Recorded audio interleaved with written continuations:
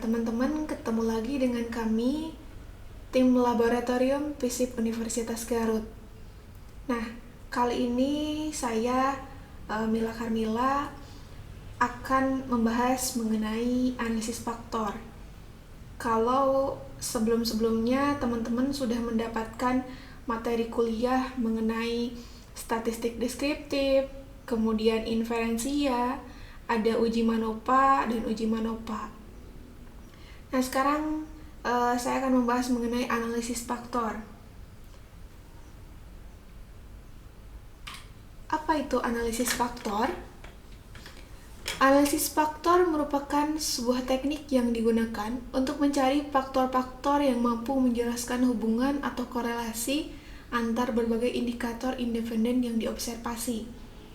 Jadi, analisis faktor ini merupakan statistik multivariat yang mencoba menemukan hubungan antar sejumlah variabel-variabel yang awalnya saling independen sehingga diringkas menjadi satu atau beberapa variabel.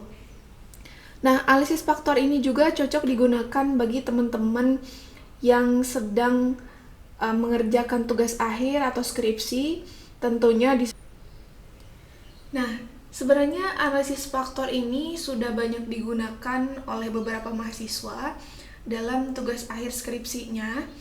Namun kita akan membahas lagi seputar analisis faktor, kemudian cara pengolahannya.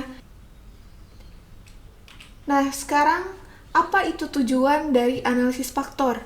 Ada 4 tujuan dari analisis faktor. Yang pertama itu untuk mereduksi sejumlah variabel asal banyak menjadi sejumlah variabel baru yang lebih sedikit. Jadi nanti setelah teman-teman menemukan permasalahan yang ada di lapangan, nah nanti akan disusun ke dalam beberapa variabel.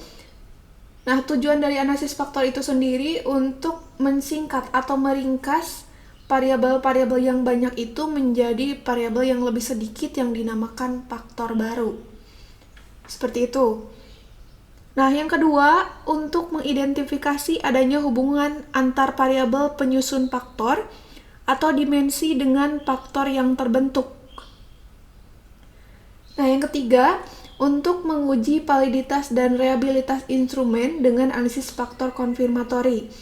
Nah, kalau misalkan uji validitas dan reliabilitas dalam analisis faktor ini berbeda dengan uji regresi atau uji yang lainnya yang harus menggunakan uji validitas tersendiri di dalam SPSS, tetapi uji validitas dan reliabilitas dalam analisis faktor ini nanti beberapa variabel yang memang tidak memenuhi kesesuaian atau tidak memenuhi syarat itu akan terbuang dengan sendirinya, seperti itu.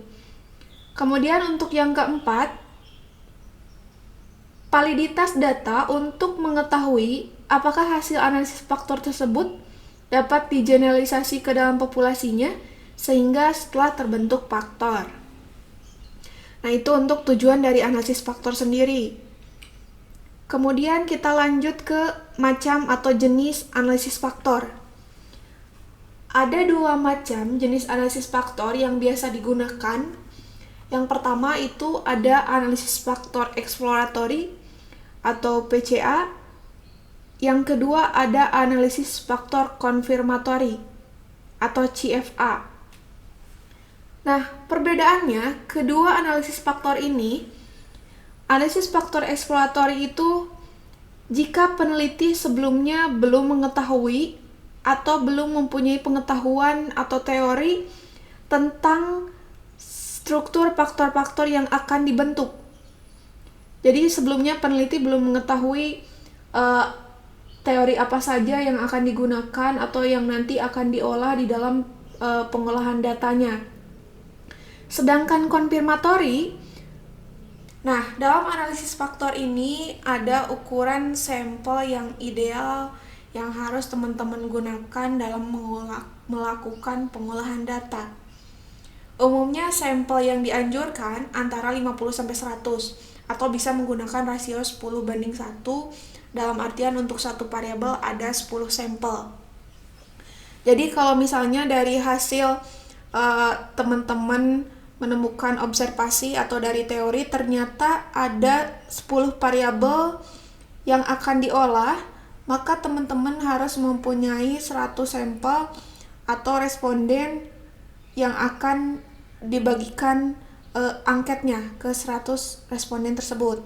Atau misalnya teman-teman mempunyai 8 variabel, maka teman-teman harus menyebarkan sampel ke 80 responden. Seperti itu. Selanjutnya ini adalah langkah-langkah dalam mengolah data menggunakan analisis faktor. Yang pertama itu dari mulai merumuskan masalah. Jadi sebelum teman-teman berpikir untuk menggunakan analisis faktor, maka harus disesuaikan dulu apa permasalahannya, apakah topik penelitian itu sesuai tidak atau cocok tidak digunakan menggunakan analisis faktor. Nah, setelah kira-kira topik penelitian tersebut cocok digunakan menggunakan analisis faktor, kemudian teman-teman menyusun matrik korelasi. Nah, matrik korelasi ini tadi dari hasil latar belakang, misalnya dari hasil observasi, permasalahan, terbentuk beberapa variabel yang akan diolah datanya. Nah, setelah ada beberapa variabel tersebut, kita dilakukan pengolahan data. Dari mulai ke ekstraksi faktor, kemudian melakukan rotasi, sampai ke menginterpretasikan faktor baru. Nah, untuk menginterpretasikan faktor baru ini, dari hasilnya ke beberapa variabel tersebut, teman-teman nanti akan muncul di hasil pengolahan data. Baik, kali ini kita akan melakukan pengolahan data menggunakan analisis faktor. Di sini saya mengambil contoh, ada judul faktor-faktor yang mempengaruhi pengelolaan BUMDes di Kabupaten Garut. Ini ada contoh hasil kuesioner yang terdiri dari 9 variabel dan 45 responden. Nah, nanti teman-teman kalau misalnya datanya di Microsoft Excel, bisa di copy paste ke SPSS, atau teman-teman bisa menuliskan langsung hasil kuesioner tersebut di SPSS. Nah, ini hasil kuesionernya, kita copy paste SPSS.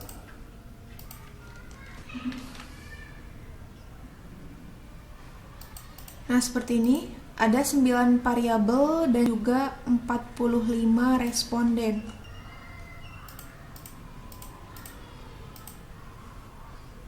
Nah, kita rubah di variabel view-nya untuk variabel yang pertama ke ketiga sampai ke variabel 9. Baik, kita rubah untuk variabel 1 menjadi X1, variabel 2 menjadi X2, variabel 3 menjadi X3, dan seterusnya sampai ke 9 variabel tersebut.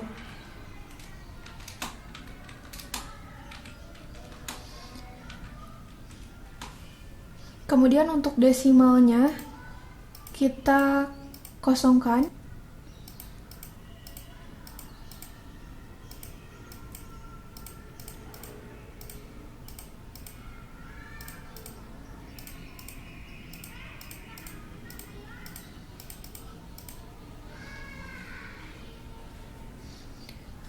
Kemudian untuk skalanya, measure kita pilih yang scale. Pilih yang scale karena ini data dari hasil kuesioner.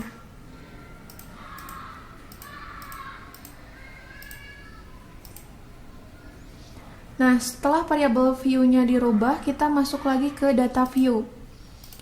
Data view, lakukan pengolahan data ke menu analyze. Seperti biasa, kalau untuk melakukan pengolahan data, kita itu menggunakan menu analyze.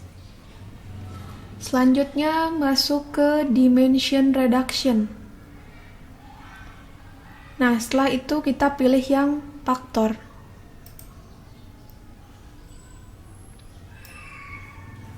Nah, pindahkan ke 9 variabel ini ke dalam kotak variabel. Teman-teman bisa melakukannya langsung atau bisa melakukan satu persatu. Setelah ke 9 variabel ini dipindahkan, kemudian klik deskriptif. Nah, pada deskriptif ini, teman-teman checklist initial solution, kemudian koefisien, significant level, determinan, KMON bar lattice, dan juga anti-image. Nah, kemudian klik continue. Selanjutnya, pilih extraction.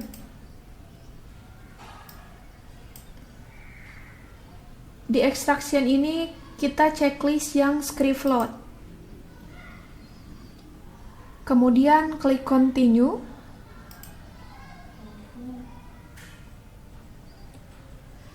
Pilih rotation. Nah, untuk rotation kita pilih yang Varimax dan juga loading floats-nya diklik. Kemudian continue. Nah, kalau sudah, klik OK. Nah, untuk hasilnya kita bisa lihat di jendela output. Yang pertama kita lihat yaitu tabel KMON bar lattice. Jadi tabel KMON bar lattice ini digunakan apakah data kita sudah memenuhi syarat untuk menggunakan analisis faktor atau tidak. Dengan ketentuan nilai Kaiser-Meyer-Olkin-nya itu harus di atas 0,5 dan nilai signifikasinya itu harus di bawah 0,05. Nah, kita lihat ini nilai Kaiser-Meyer-Olkin-nya di atas 0,5 yaitu 0,543. Kemudian untuk nilai signifikasinya juga itu di bawah 0,05. Maka dikatakan sudah memenuhi syarat untuk menggunakan analisis faktor. Nah, itu untuk tabel yang pertama. Kemudian untuk tabel yang kedua, setelah variabel itu dinyatakan layak menggunakan analisis faktor, kita cek tabel anti-image matrix. Yang dilihat ini hanya pada anti-image correlation. Nah, tabel anti-image matrix ini untuk melihat apakah per variabel tersebut layak untuk kita olah di tahapan berikutnya atau tidak. Jadi kalau tadi untuk tabel KMON bar lattice itu untuk apakah data tersebut layak digunakan untuk analisis faktor atau tidak, sedangkan untuk anti-image apakah per variabel ini layak untuk diteruskan ke berikutnya atau tidak. Nah, untuk ketentuan dari anti-image correlation ini nilainya harus di atas 0,5.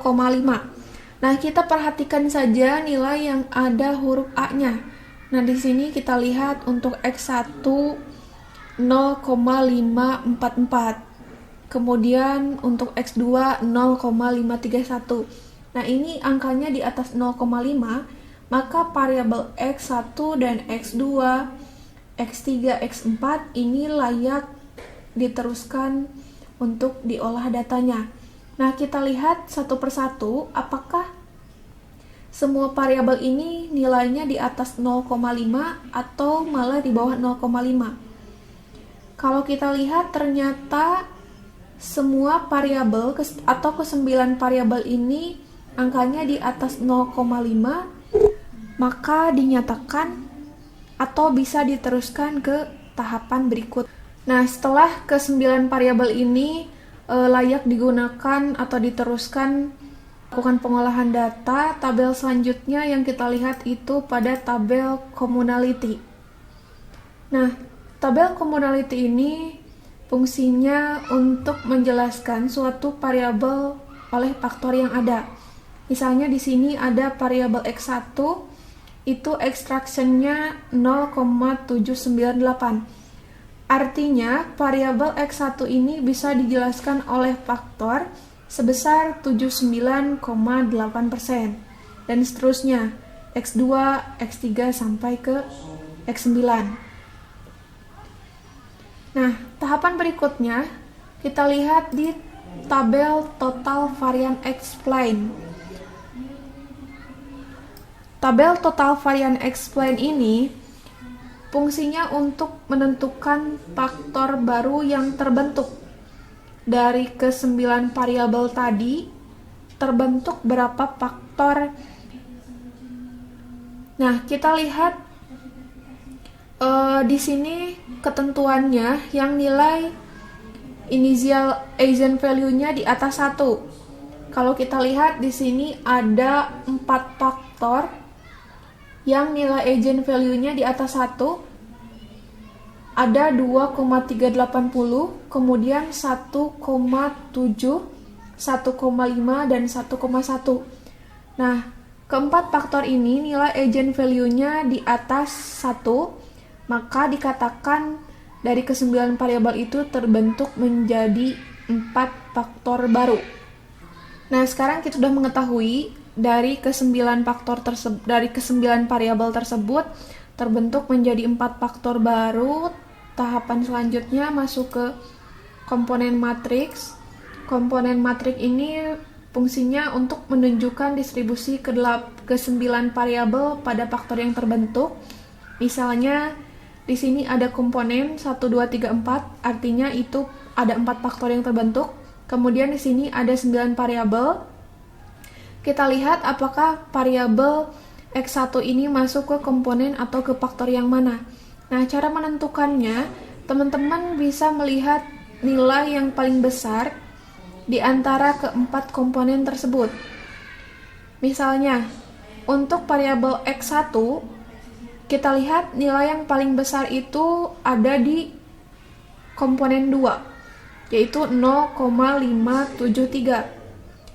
Artinya variabel X1 itu masuk ke faktor nomor 2. Nah, selanjutnya variabel X2. Untuk angka yang paling tinggi itu berada di komponen ketiga, yaitu 0,628. Artinya, variabel X2 ini masuk ke komponen 3 atau ke faktor 3, dan seterusnya sampai ke variabel 9. Nah, setelah menentukan komponen matriks, variabel masuk ke faktor berapa atau komponen berapa, kita melakukan rotasi atau rotated component matrix. Ini tabel rotated component matrix.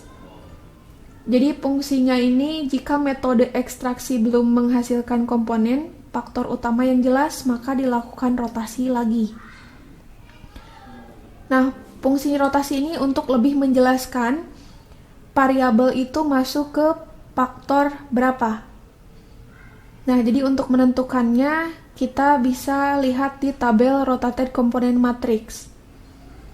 Nah, kita lihat untuk variabel X1 itu nilai tertinggi berada pada faktor ketiga sebesar 0,537. Artinya variabel X1 masuk ke faktor 3. Kemudian variabel X2 masuk ke faktor 3. Kemudian variabel X3 masuk ke faktor 4. Dan seterusnya, variabel 4, variabel 5 sampai ke variabel 9. Ini dilihat dari nilai yang paling besar di antara keempat komponen tersebut. Nah, setelah beberapa variabel ini dikelompokkan ke dalam beberapa faktor, teman-teman selanjutnya harus membuat nama faktor baru yang disesuaikan dengan variabel apa saja yang ada di dalamnya. Nah, alhamdulillah untuk pengolahan data menggunakan analisis faktor, tadi dari mulai pengertian analisis faktor sampai ke pengolahan data, kemudian sampai kepada interpretasinya sudah selesai. Mudah-mudahan nanti analisis faktor ini bisa berguna atau bisa diterapkan bagi teman-teman yang melakukan atau sedang mengerjakan tugas akhir. Nah, untuk sekian dari saya. Wassalamualaikum warahmatullahi wabarakatuh.